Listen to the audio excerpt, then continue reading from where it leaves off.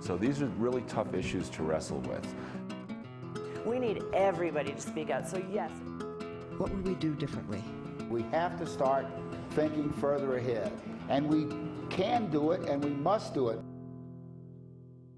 Students equates to about 5% of the total 22 million population, and we've just got to reach our high school kids with this messaging, and I can't think of an organization that's doing a better job than ACE, and thanks so much to Michael Haas for helping to make that happen. And so that brings us to the next panel, and I'm going to turn it over to Osprey to do that.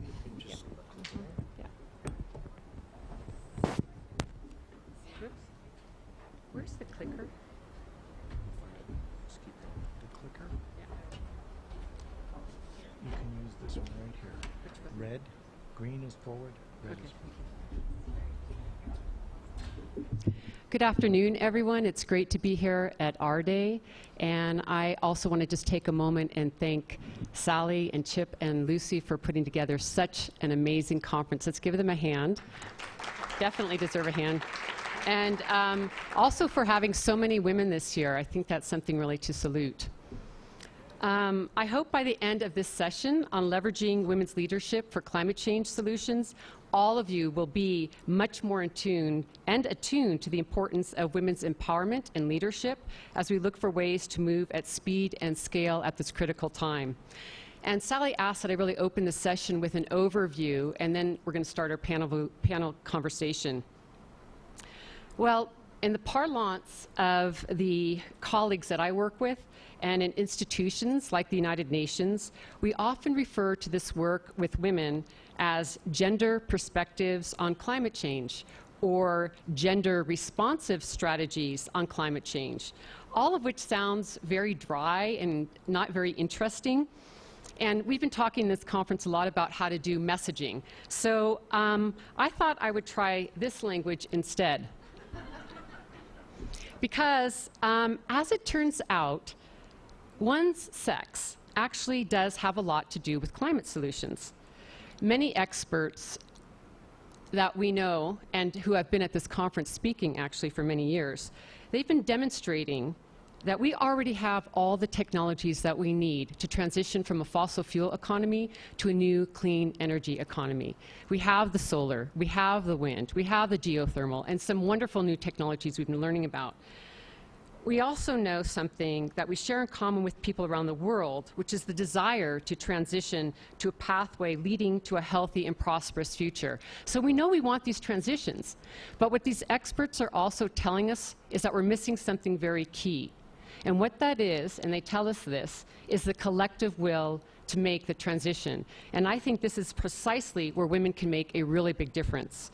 Think of our country's history and how much women have been behind large social movements. United Nations, as well as other studies, show us that whether you're in the developing world or in developed countries, when you empower women through jobs and education, some very critical things happen. Populations stabilize. We need that. No matter how much we approach climate solutions, we still have a resource issue and the limited carrying capacity of our one beautiful planet. When you empower women, economies improve. We need that. We know that there's a crucial relationship between the economy and the environment. We've talked about that all weekend. When you empower women, children's health and education improve. We need that. And as other presenters have pointed out, if we can get through to women that this is a health issue, I think we can really get some major frontway. The simple fact is that when women thrive, entire communities and society thrive. Also, women as a constituency have a great deal to offer worldwide. For now, I just want to focus here in the United States, where women now control over half of the wealth in this country. And they're behind 80% of all decisions concerning consumer purchases. Imagine focusing that 80% on a clean energy economy. And I'm going to get back to that point in a moment. And let's not underestimate the 30% solution in changing climate policies and actions. The 30% solution concept gained traction at the UN Conference on the Status of Women in Beijing in 1995. It simply means having 30% women leaders in any organization or business tips the balance towards new values. The catalyst for change is having at least 1/3 women at the table. Research shows that companies do business better and nations govern better when they adopt this 30% solution. Financial institutions with more than 30% women on their boards have fared the economic crisis better. That's pretty important. In the past decade, we can look at the quality of life and economics of Nordic countries in Europe, in which they have 30% or more women leaders governing. I would simply suggest to all of you that you apply this solution by ensuring your climate-related business, NGO, campaign, or program, or nonprofit really bring women on board, because you can see all these benefits. We also know that food production and distribution is at the heart of critical climate change problems. So it's important to recognize that women are major stewards both of the land and of traditional agricultural systems. And we now are seeing that these traditional agricultural systems are actually vital to sustainability. As an example, women are guardians of biodiversity in India as traditional farmers and seed savers. And regarding water, the United Nations has repeatedly recognized that effective sustainable water resources management depends on engaging women at all levels of decision-making and implementation. It's now recognized that actually when you exclude women from the planning of water supply and sanitation schemes, it's a major reason of their high rate of failure. What we also know about women and our changing environmental conditions is that many studies from Asian Development Bank to the United Nations, they have already told us that women to this day are being the most negatively affected by climate change by climate change problems. And yet at the same time, as I've been demonstrating, women are actually key to the solution. So there's this really interesting combination that women are being negatively affected the most, but they're also central to what we can do about it. The problem is that there's a severe gap between their daily lives and access to affecting environmental and social issues. And this is one of the main reasons we started our organization, the Women's Earth and Climate Caucus, to really do something about this gap.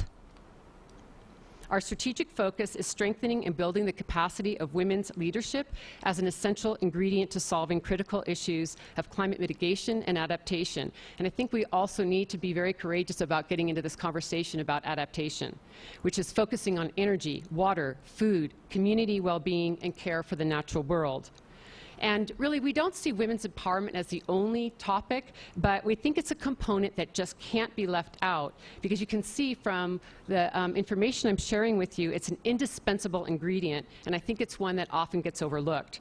And just so you know, in our organization, we have lots of men that we work with, and what we like to say, it's not about putting men down, but about lifting women up and men and women working together.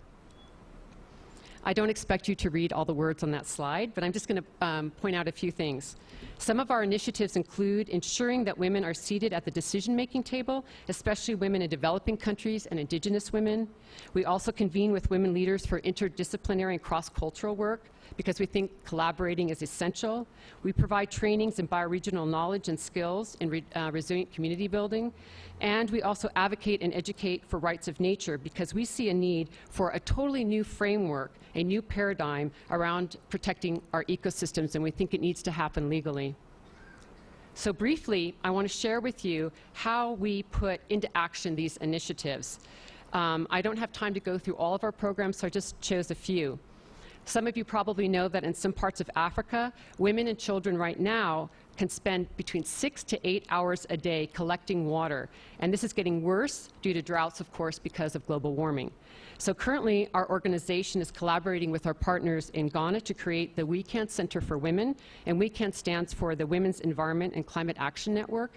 And what we do is we offer tangible support, such as trainings in rainwater harvesting, so the women are not walking these long hours. And we also offer trainings in building solar cookers, so the women are not cutting down their forests for fuel. We also collaborate with other organizations to advocate for policies that strengthen women's capacity in climate change negotiations. And these are some of our colleagues who are in a strategy session at the UNFCCC, because we really need to make sure women get funding from these processes and have the right mechanisms to do that. We also recognize that building resilient communities is not just for people in developing countries, but actually right here at home. So we started a Resilient Communities program that offers a variety of seminars and trainings. As an example, participants in these programs can learn how to be good water stewards for their local watersheds and learn how to install their own gray water systems for their homes. And also other seminars address how we can green the economy, learn about local solar power, and local food systems. And this program's been getting a lot of interest, and this goes back to Daryl and some others who were talking at this conference about really we've got to build from the grassroots up and really involve local communities, and I think that's one reason this program has been going really well. Oops. We're also excited about our newest project, which we want to launch by the end of this year, and I really hope some people in this room will get really interested and want to collaborate with us on this. It's an online interactive education and action campaign, which is designed to drive the 80% purchasing power that I mentioned earlier toward demanding from the market clean energy and green products. Some of the features of this new campaign involves a specialized carbon footprint counter. It's designed specifically for women's needs and lifestyles so that they can make annual pledges to reduce their personal carbon emissions. And we actually had to figure out what women would like, and I don't have time to go into the details, but it's very interesting. And we know that experts agree that one of the most effective and immediate ways to lower carbon footprint is through energy efficient practices, and that energy efficiency is a core climate solution, and we really want to get women behind that.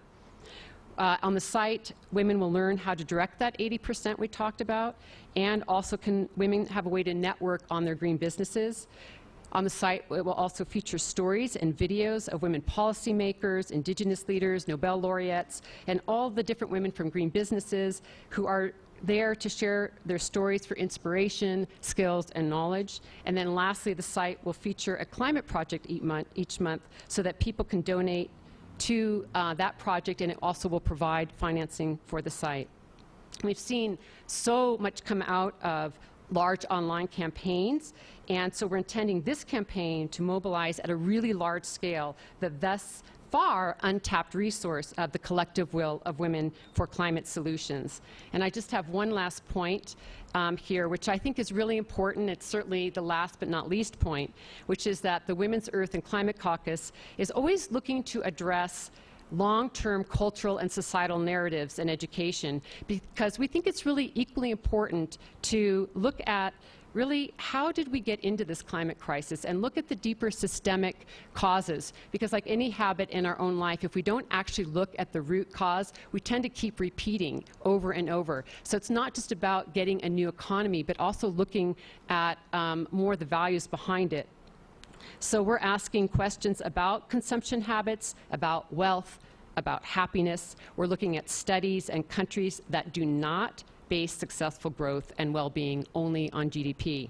And we're asking, now that over half the world's people live in urban environments, how do we reconnect with the natural world, and how do we do this for our children? Because this has everything to do with caring for our Earth and our mother planet.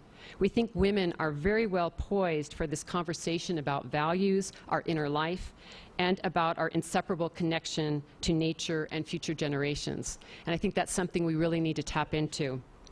So I'm really banking on women and women's leadership, and I'm really hoping that you will join us in this effort. Thank you very much.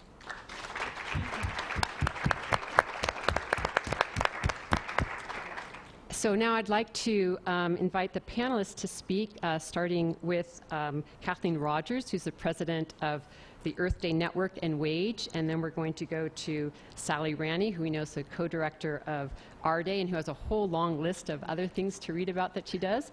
And then finally, we're really honored to have here Gail Schwartz, who is the Colorado State Senator. And yes. So thank you all for being here, and I'm going to ask you this question, then in turn you can respond. In your own work, how are you seeing women's leadership as key to sustainability and climate change solutions? I go first? Well, thank you all. I want to also echo Osprey's words and thank Chip and Sally, especially because in some ways, looking around this room and the huge number of women that are here might obviate the need for even this discussion. But in fact, Many of us in this room have attended literally hundreds over the years of climate change related green tech, green finance, venture capital meetings where you might be the only woman in the room or in attendance. And this campaign that Earth Day Network and our partners are running worldwide is sort of a response to that. We put together a committee of women and men. In fact, Tom Steyer said to me this morning when he looked at the list and heard about the program, he said, now that's a committee I think I might want to join because I really like the odds. Although his lovely wife wasn't here, but he was actually being quite sincere. And again, this program grew out of a couple of sort of empirical facts. One is that women hold somewhere between 0 and 17% of leadership positions in corporations, civil society, and government. And that includes even my own community, the environmental community. The situation has grown so grave in many places that even at Davos this year, some unique leaders inside Davos required that that attendees and major sponsors bring a woman with them, which in a way was embarrassing, but also sort of enlightened. And if you want to find another reason to get off of Saudi oil, it certainly would be because of the way they treat women in their country. And I think more important, the reason we created this, and the reason we're gathering men and women together, is because we can't afford to get it wrong. We have an infinite capacity to build a green economy, like some of the other great revolutions that we've been through, where women have been incidental or secondary sort of beneficiaries of those revolutions, that we may be doing it wrong. And many people besides myself have said that infinite green energy is not the only answer. And we don't want our grandchildren to wake up 100 years from now and say, when they had all that brain power in the room and eventually all that money, why did we do it wrong? Why didn't we do it right? And women do approach the issue somewhat differently. I don't need to remind any man in this room who has had the opportunity to walk into a room full of women and they have one of two options that their intuition is telling them. Either they keep their mouth shut or they agree with the people in the room. And women in business and women in leadership have really experienced the same thing. And I think if we don't reach some sort of equilibrium where women represent 50% of the decision-making process and power, that we as a gender and as a force in building the green economy won't feel as comfortable as we should in getting in there and asserting our position. We manage risk differently. We take a long-term approach. We have extraordinary records in microfinance and other areas of repaying loans at a quicker, higher interest rate. And we have more anecdotal evidence and growing empirical evidence that women can be part of the solution. I think also in creating WAGE, we determined that Rio +20 was a good place where we might present some of our findings. So the WAGE campaign, which stands for Women in the Green Economy, in fact, we realized the acronym way after we created the campaign, have decided that we would do consultations around the world. We did our first one in Australia, and right before the Creating Climate Wealth event, which was very successful. And these consultations are going on worldwide. And together we will put together a series of recommendations and findings and present them to the leaders at Rio. And many of us in this room are on the Women and Girls Committee, either at the UN. We're all part of the CGI, Clinton Global Initiative process. So we're really looking forward to that platform to begin the process. As many of you know, we are somewhat behind other European Union countries and even Great Britain. Norway's already made this commitment, but the EU is country by country debating and creating legislation that would create quotas inside corporate boardrooms. So Norway has one. Great Britain's looking for that quota, and it is upending, if you will, some of the thinking around bringing women into corporations and into finance. And finally, I think what we hope to do is create an index and track women in the green economy so that we'll have the knowledge, the empirical evidence. We can watch our progress as we move through this incredible revolution. So thank you. Thank you. Thank you.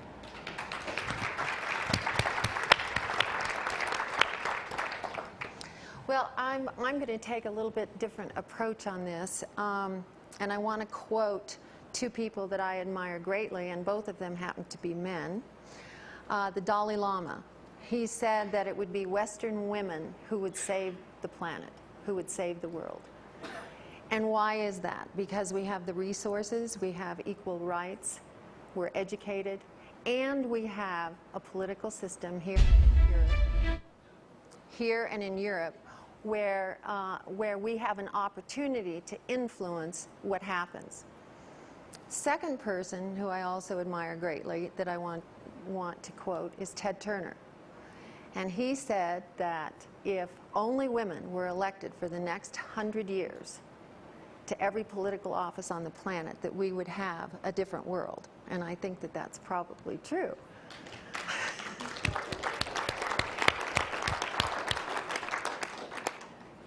But one thing that I want to share that from my perspective in my work, I have noticed that women incorporate the genius of nature into their being in a different way than men, not better than, different than. And I think that's because of the miracle of childbearing.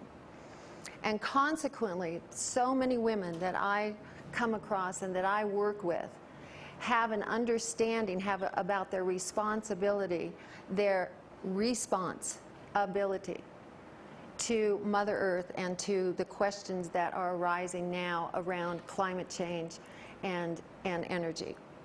And I have found in my own life this last comment that she put on the board, on the screen here, about the natural world, understanding the natural world. It's understanding the natural world within ourselves. And I think that women have an ability, because we're different than men, have an ability to go to a place where our actions come from an intention that's a little bit different, That intention has not been choreographed into one voice.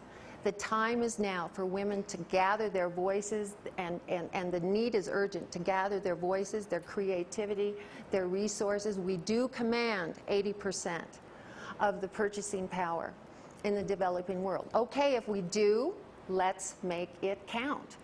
How do we make it count?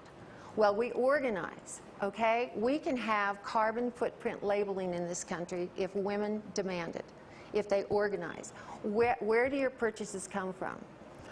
Don't buy from Saks. Don't buy from Neiman Marcus. Don't buy packaging like that. Everything I have on right now, except for my shoes, it's very hard to find used shoes, is from secondhand stores. I've been doing this now for several years. And not all my clothes come from used clothing stores, but most of them now do. Buy used furniture, buy antiques. Don't ask the planet to create more for you. And we have purchasing power. We control 1/2 of the wealth in this country, and we can organize in a way that we can do that. It hasn't been done before. The other place where women really have a very strong voice is health.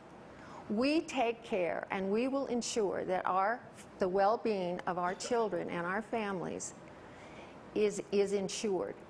And we can stand up to climate change and to Congress on the health issue.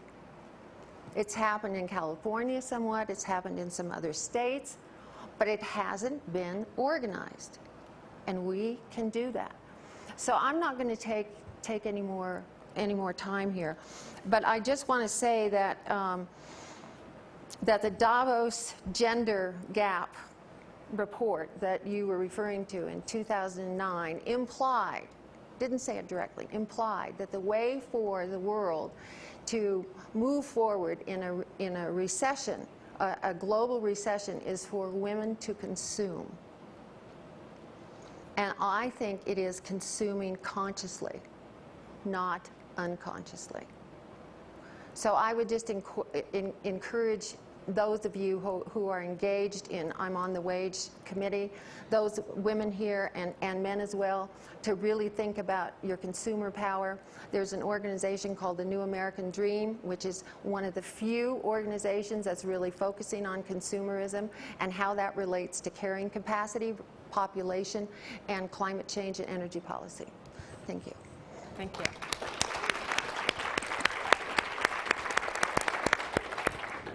Please go ahead. Well, thank you. Again, it's an honor to be here, and again, among many friends and people I have tremendous respect for, and continue to work collaboratively on solving some of, well, at least Colorado's problems. I serve in the state senate. This is my 5th year, and Colorado is your classic western state. We have tremendous amount of natural resources. We have an opportunity to provide throughout the western part of the United States water and clean air and natural resources that are important. I actually chair the Agriculture, Natural Resources, and Energy Committee in the Colorado State Senate. In the Colorado legislature, and given the fact we are a traditional western state, we have more women as a percentage of our legislature than any legislature in the nation, which we're proud to say. So our issues around natural resources shouldn't be partisan issues, but unfortunately, too often they are. And when you look at my side of the aisle, the Democratic side of the aisle, the majority of our caucus are women. On the other side of the aisle, there was 1 woman. As of last year, now there are 3. So this is really an opportunity, I think, again, for women to find their voice. We need to talk about how we manage our resources as well as how we provide stewardship. And that comes to, again, a remarkable state. Many of you that are visitors, we want to welcome you as you enjoy our landscape. And again, enjoy our water, enjoy our clean air. But this takes work, and this takes a perspective out for the next 50 years. How can we manage those resources so we can leave something behind for the children that are to come? These require important policies that speak to the economics, and policies that, again, that speak long-term to the stewardship and protection of what we have. So how do we create those solutions? I have found, and having carried many pieces of legislation, including taking our state from a 10% standard to a 20% standard to a 30% standard, had the opportunity to put actually 3 words into statute: climate change and carbon. It took 12 hours of debate. I debated days worth of creating a 30% standard. These, in this downturn, in this economy, those have been the jobs we've created. That's what's has attracted industry to the state of Colorado. That's what's driving our economy. Why someone would debate that? How can we work collaboratively, again, with our natural gas industry, as well as our existing energy generation, and then open the door to the future to clean generation that we are finding is so important to the future of our state, not only in terms of preservation of our resources and stewardship, but also driving the economy of the state of Colorado. It's really, truly been an honor. This is my 5th year out of 8, and look forward to 3 more years of being on the front line talking about what's important to Coloradans and how we can lead the nation when it comes to creating a clean energy economy in the state of Colorado.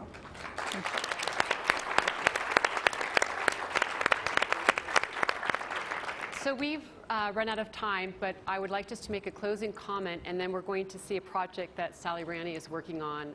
She's going to show us a video clip. I think what's important also to take away from this session is that we all know we wouldn't be here if we didn't know we are in a critical, urgent time in human history. And I think it's very important to understand that for a long time we have not heard women's voices from every spectrum of our cultures around the world. And it's really an opportunity to understand that there's something about contributing women's leadership and women's voices right now that is essential to also changing our trajectory. And I really offer you this chance to really think about how you might apply that into your own business or organizations, to really consider that we've been missing the women's voice, and what would we get if we start adding it in. And I think that's something really important to take away from our conversation here. So thank you so much, and then we're going to hear or watch this. There's a project leveraging women's leadership is the conversation of this panel. And one of the things that I wanted to share with you is something I'm doing called a new television program called A Matter of Degree. And it is looking at climate change through the business lens. And I'd like to just show you, I was supposed to do it when I was talking and I forgot. So we're going to close with this, and we're going to show you a 2-minute clip. We can choose this moment to go outside our comfort zone and transition to clean, safe, renewable energies. Well, what I'm basically trying to do is make things better for all living things. We're at a very interesting moment in human history. Conventional business is undergoing a seismic shift with billions of dollars hanging in the balance. The greatest economic opportunity for the future will be in clean, renewable energy, because we have to rebuild and retrofit the entire energy system in the world. There's so much innovation power, and the corporate sector can do things that government can't do. We've got more opportunities. All we have to do is use them. What needs to happen to stimulate this industry, the renewable energy industry? Anything's feasible, but the question is what's practical, what's going to work. I'm Sally Ranney. Thanks for joining us for a special edition of A Matter of Degree. Sally Ranney cares about the climate. What does this mean for the future of renewable energy? And she's prepared to explore solutions. Sally Ranney knows the lions and leaders of the industry. Heads of state, leading scientists, and the visionaries and pioneers of the new energy economy. She brings together those that are working together for a better tomorrow. They don't waste their time. Including media mogul Ted Turner. And I don't like it worth a darn, and I'm fighting it, and that's why I'm here. Natural gas pioneer T. Boone Pickens. Get on domestic resources. Hollywood director James Cameron. You can't ignore it. And General Wesley Clark. But I'm here to tell you right now that everything is not all right. They're fearless pioneers and very resolute in reaching their goals. Follow Sally as she navigates the globe. We're here in Copenhagen, Denmark. She explores the complex problems that face our environment and finds trailblazing initiatives and answers. Her reputation and credentials give her access and valuable insight. Businesses care about one thing the most, the bottom line. How much money can be made in green initiatives? You wanted it to express that mankind has an obligation to our natural resources. For the most part, the film was celebrated for that message. So I take that as hopeful. In the last few years, there's been a lot of pushback. What do we do? If we think of environmental protection as something that's going to limit business, limit innovation, people are going to pull back in a time of economic hardship. Nobody wants to hear about that today. Women do. I think, look, what people want are human stories. So I have come here to let the world know we need reforestation, and I'm here to make appeal to people like you. Watch Sally take complex issues and simplify them into usable information. Sally Ranney knows what matters, creating climate wealth. You know, there are good examples around the world about what does work. Energy and technology. What prompted Brazil to act so far ahead of the rest of the world on biofuels? And since everybody who does energy efficiency makes money at it, why should this be costly? This is about jobs. It's about our future. Transportation. Plastic. If you make cars out of this stuff, half the weight of the car goes away, half the fuel use goes away. The car costs the same to make, and it's safer. So just in the U.S., that sort of material revolution is like finding a Saudi Arabia under Detroit. Conservation. And this is forests, it's fisheries, it's grasslands, it's soils, it's aquifers, all the natural systems and resources that the economy depends on that we're actually in the process of destroying. What is the chain reaction? Human impact. This is an area where they can both do well and do good. It's really going to affect the bottom line health and security of their children. I'm concerned about our survival. Instead of repeating mistakes of the past, let's change direction. One thing I'm not going to do is quit. I think about cities that are pollution-free. It's a very different world. It's a very attractive one. The problems and solutions of climate change are global. The goal is to find long-term answers for us all. We aren't there yet. But I know we can get there. Why don't we just do it? It's all a matter of degree.